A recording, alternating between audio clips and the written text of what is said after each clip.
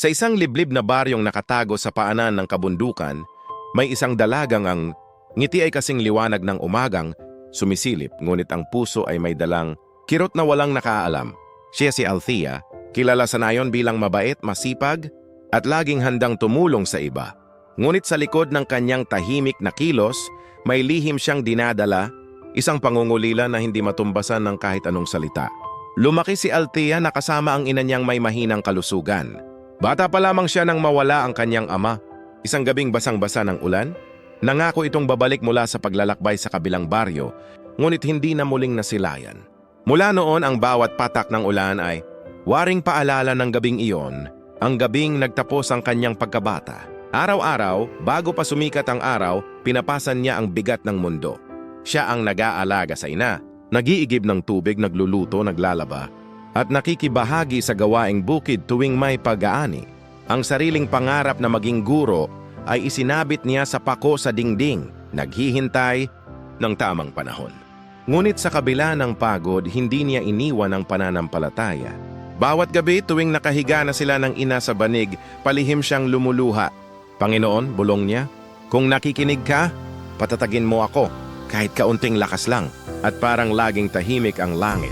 Hanggang isang araw, lumala ang karamdaman ng kanyang ina. Wala silang sapat na pera para sa gamot. Ginawa ni Althea ang lahat, nangutang, nagtrabaho, naglako ng gulay kahit tirik ang araw.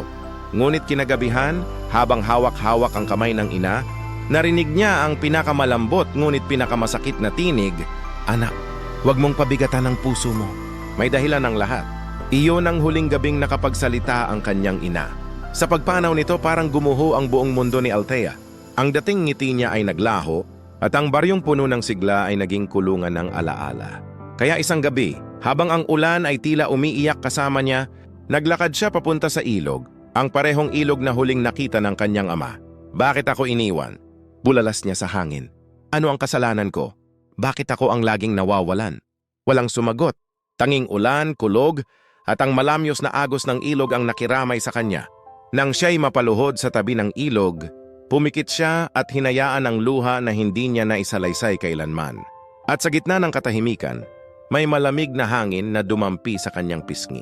Hindi dahil sa lamig ng gabi, kundi parang yakap ng isang presensyang hindi nakikita.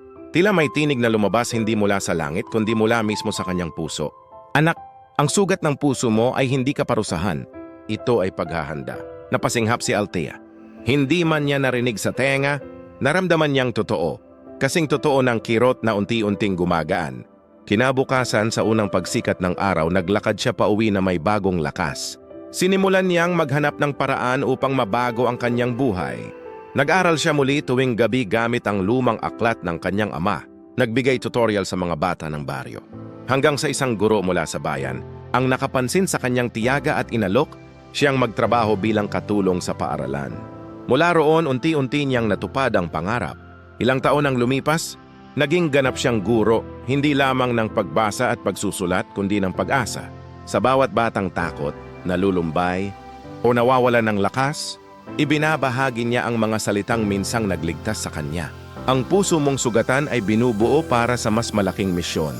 Sa kalaunan, nakilala si Althea bilang guro ng liwanag, isang babaeng may ngiti ng taong nakaranas ng bagyo, ngunit natutong magtiwala sa Diyos na may hawak ng bawat patak ng ulan.